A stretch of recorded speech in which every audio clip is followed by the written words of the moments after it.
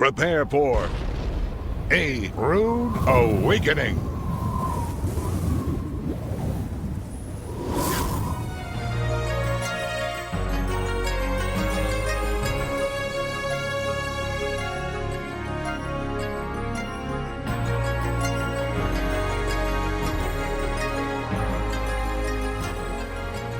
Shalom, Torah fans. This is Michael Rood inviting you to join me for episode 3 in this 11-part series in which we unveil the Creator's original reckoning of time so that we, the children of light, might not be ignorant of His times and His seasons. If we desire to understand the Gospels and the ministry of the Messiah, understanding both the calendar and the feast of the Lord is a necessity, not an option.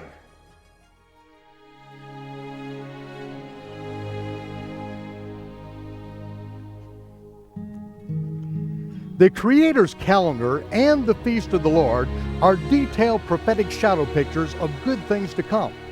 We live in an amazing time of restoration. For nearly 2,000 years, the Jewish people were scattered across the lands of the dispersion, and now we're back in the land of Israel. A Rude Awakening Television presents The Creator's Calendar and the Restoration of All Things.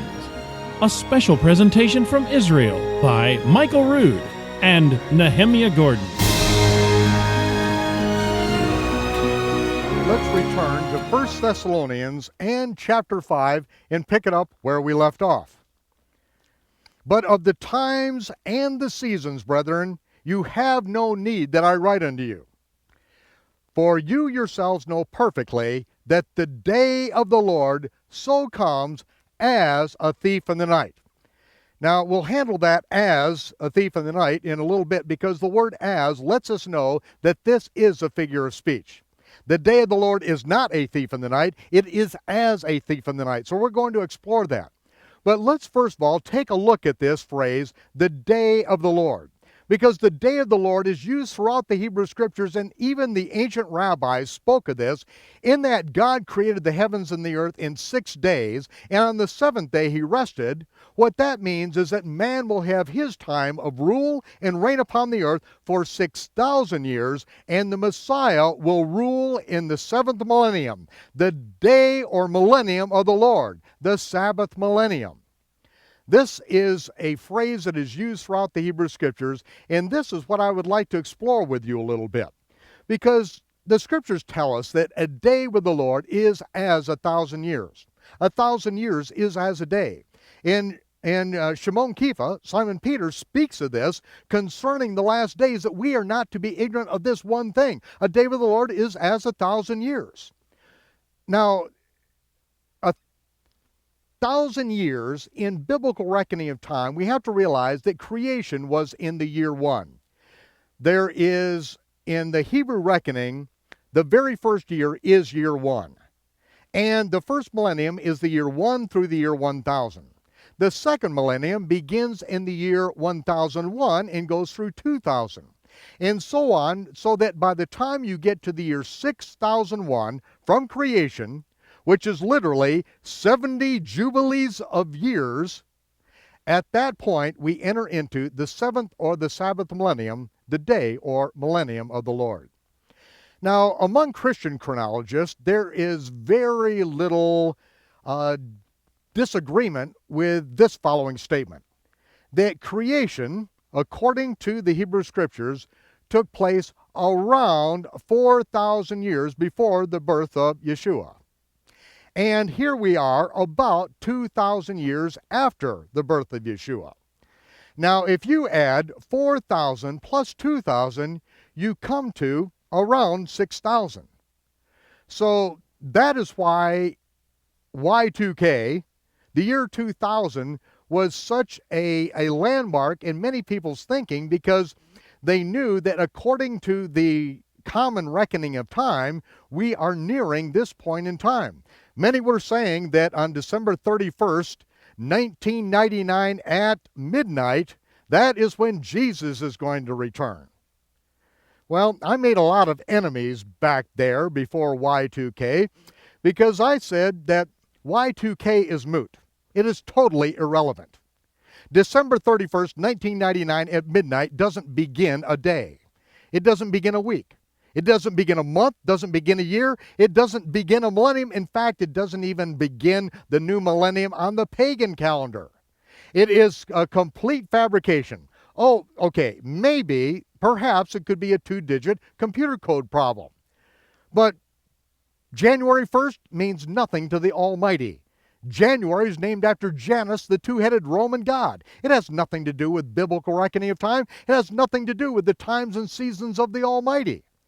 But yet, if we know nothing about the biblical calendar, we can then be seduced, we can then be derailed, and take off on many harmful and strange behaviors. Now, this is not to say that the time was very important, because at that point we were nearing the year 6001 from creation.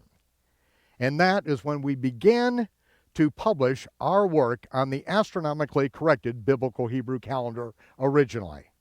Now, I had been studying biblical chronologies for about 20 years. And so when I realized that we are approaching 6001, the seventh millennium, then I began to do my calculations to correct the accurate calendar, the total elapsed time calendar from creation. Now, I'm no different from hundreds and perhaps thousands of others who have done this through history.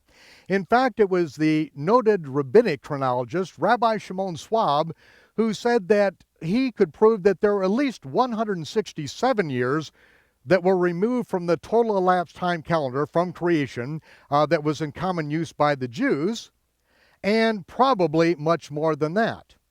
And he said that when the rabbis hid the book of genealogies, and they did it so that the years, how to calculate the actual years from creation, they did this in order to mask the birth date of the year that Simon Bar Kokhba was born. And to give you a little bit of background on this and why this is so important, that the rabbis actually taught something extremely accurate. And that was from the prophecy of Malachi. The prophet Malachi said that the Son of Righteousness would arise with healing in his wings. Now, the word son was spelled as in English translated S-U-N. The Son. The Son of Righteousness will arise with healing in his wings. The wings, the tzitzit in the hem of his garment, that every Israelite was commanded to put on the corners of their tallit, their four-cornered garment. Now, they said, just as the sun was created on the fourth day, so the Messiah will come in the fourth day or the fourth millennium. And in fact, in my work in this chronology, I determined that Yahshua was actually born in the year 3998, which is the very end of the fourth millennium. But Rabbi Akiva, another several generations later, proclaimed Simon Bar Kokhba, a military leader, to be the Messiah. But Simon Bar Kokhba's birthday did not fall back into the fourth millennium. And so, years spent in captivity, this was the reasoning, could be subtracted from the total elapsed time calendar. And at that time, I calculated that 240 years were subtracted from the total elapsed time calendar, and that we would see the beginning of the seventh millennium transpire on Tishri 1, 6001, which at that time, my calculations all pointed to September 11th, 1999 would be the beginning of the seventh or the Sabbath millennium, the day or the millennium of the Lord. And this is what I taught for a year and a half preceding this period of time. Now, again, I did not teach that Yahshua was going to be returning on September 11th, 1999. Sometimes people, when they would hear me say that the day or the millennium of the Lord begins on this day, they filtered that through their own theology and through their study of other teachers, such as Hal Lindsey, Grant Jeffries, who both of them thought at one time that Yeshua is going to return, many years before then. But yet they filtered what I said through this thinking and were confused, thinking that I was saying that Yeshua was going to return on September 11th, 1999. Well, I detailed this in the book, The Mystery of Iniquity, and in that book, which is subtitled The Legal Prerequisites to the Return of the Messiah, I made it so absolutely clear that there is absolutely no way that Yahshua is going to return on September 11th, 1999. He's not going to return the next week, the next year. He's not going to return for several more years because there are things that must come to pass first. In fact, it was Shimon Kefa that says that the heavens must receive Yahshua, Messiah, until the restoration of all things. There are things that must go down first. They have to transpire first, and he's not going to come back. He can't come back. God Almighty has given his word. He will not break his word, and that is what we can trust in. Now, that doesn't mean that there's not work to be done. That just means he's not coming back, and I certainly did not say he's coming back at that time. But that is the first calculation, because then we could see that the things detailed concerning the fall feast of the Lord can begin their fulfillment at the beginning of the seventh or Sabbath millennium. Not that they have to begin right at that moment, but that is the earliest that they can begin, and that is what we need to be looking at and preparing for. Because if we are going to see the fulfillment of the fall feast come to pass, we do not want to be ignorant of his times and his seasons. Now, some people could criticize and say that I was setting a date or a date setter. Well, I don't even know what in the world that means. I don't see the word date setter in the Bible. I'm just trying to correct the calendar. Bishop Usher did the same thing. Thousands of people have done the same thing. But they never had the astronomical programs to run, and we are able to look at things astronomically and look at times in the distant past, in millennia past, and pinpoint exact days and dates in the past, because we are able to run programs on simple laptop computers that 15 years ago could not be run on a Cray supercomputer at NASA. So when we talk about restoring the biblical calendar, it's on many levels. And when we began our work in the restoration of the calendar, this is the first date that we projected as the possibility for the beginning of the seventh millennium. And each time I said, if we have corrected the calendar and the elapsed time calendar from creation correctly, then we will see the beginning of the day or the millennium of the Lord on this particular date.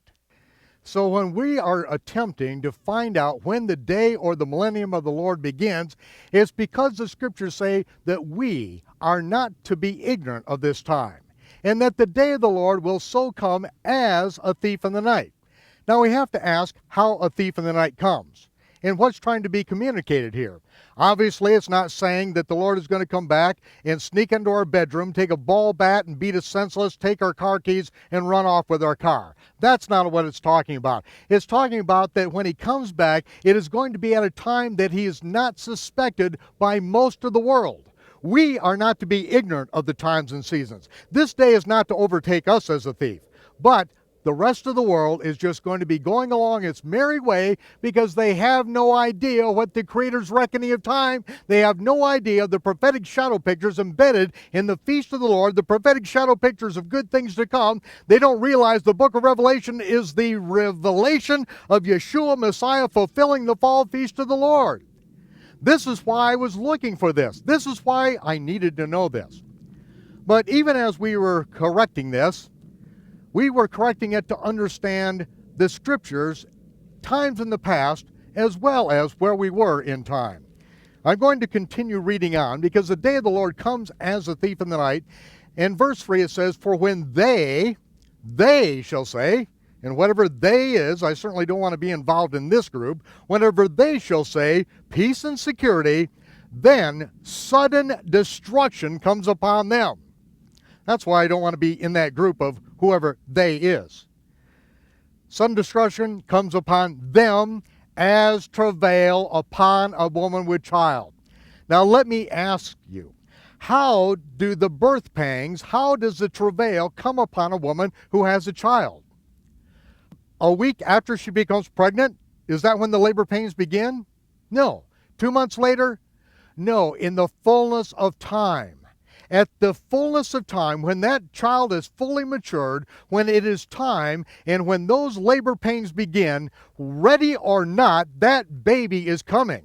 You can't say, I'm not ready. You can't say, I don't have the nursery together.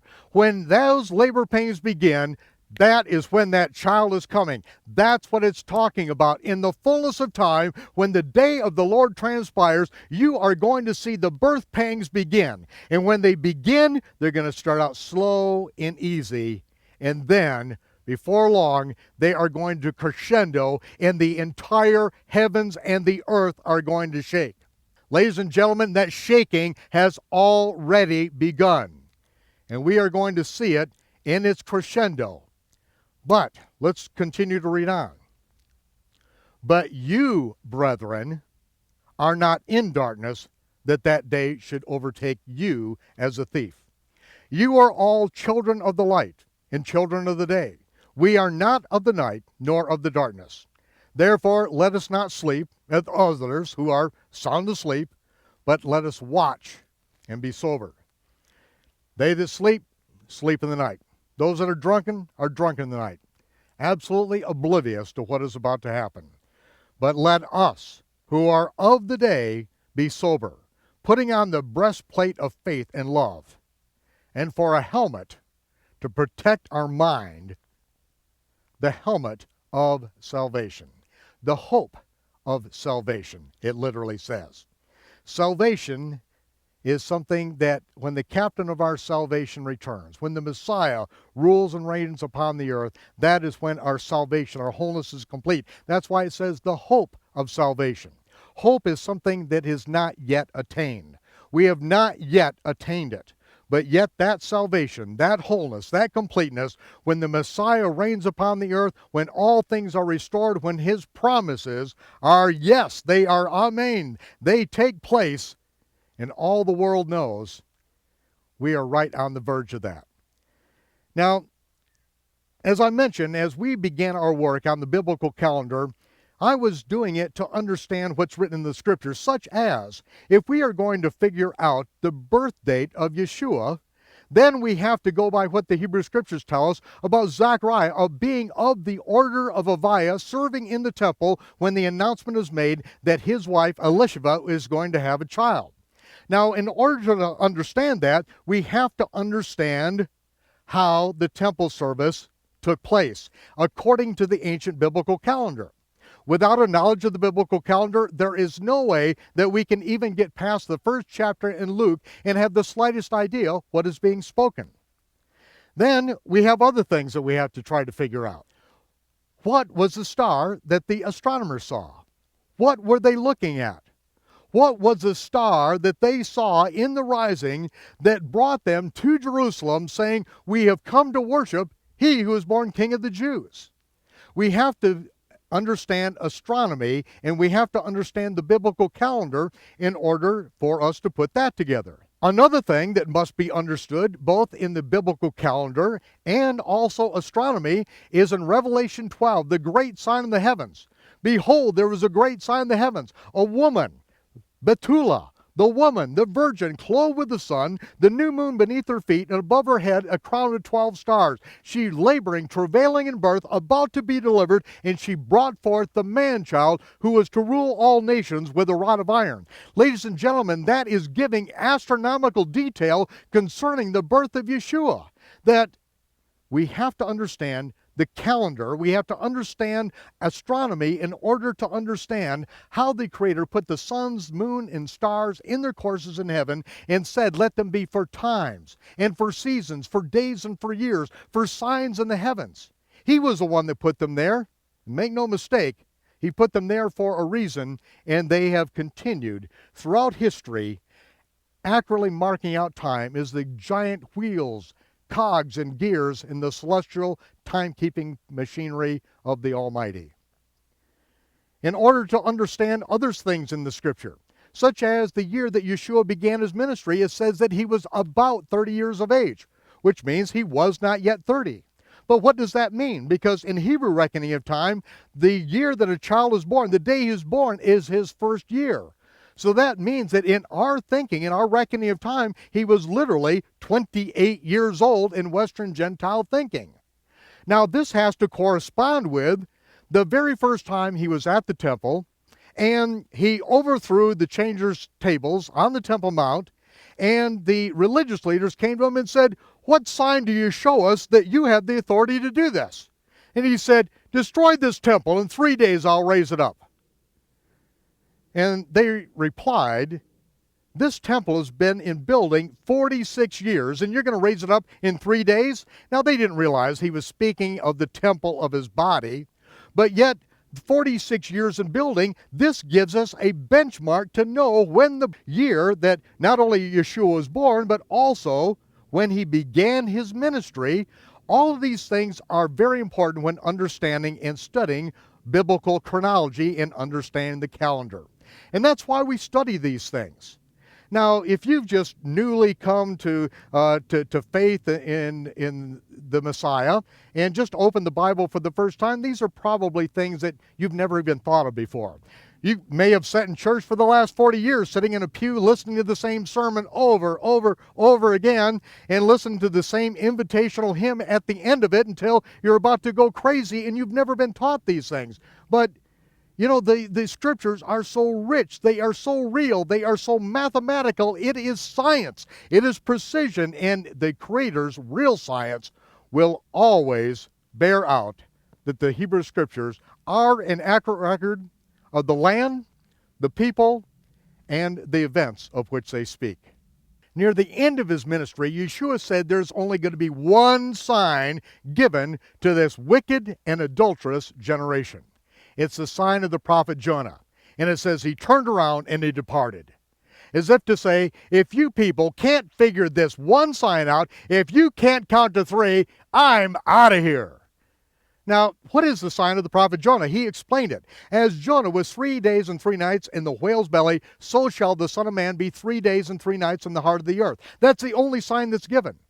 And if what we do is twist the death, burial, and resurrection of Yahshua around the worship of pagan gods, around the worship of Easter, the Babylonian sex goddess, then we will never, ever be able to figure out this one sign.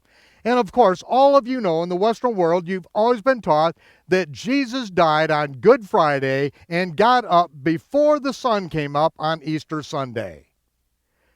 Ladies and gentlemen, you can't get 3 days and 3 nights out of that period of time. Einstein couldn't get 3 days and 3 nights out of that period of time. It's impossible, because what we're trying to do is twist the scriptures and twist this one sign around our comfortable pagan traditions that we've grown up knowing as Christianity. It's time to wake up and flush the toilet on these pagan traditions that we were told to never, ever learn. Do not get involved with these things or you're going to get thrown out of the land. Well, the Christians have adapted the very same things that got Israel thrown out of this land and turned this into a wasteland. You want a good example? The things that happened to them are written for an example to those upon whom the end of the age has come. And you better be very careful thinking that you're some kind of hotshot, because if God did not spare the natural branches of Israel, you be careful that he spare not you as well. Because some of Israel, not all of Israel, just some of Israel was cut off because of their unbelief. And you stand by your faith. You, a wild olive branch, were grafted in to the natural olive branch. You are grafted into the root, and as long as the sap, the nourishment flows into you, you are going to be changed in your character. You are going to produce good fruit. You who were once a wild olive branch bore terrible fruit, at best, if any. Now, if you abide in Yahshua, then you will bring forth much fruit. But if you do the same thing that Israel did, you beware, because you will get cut off too.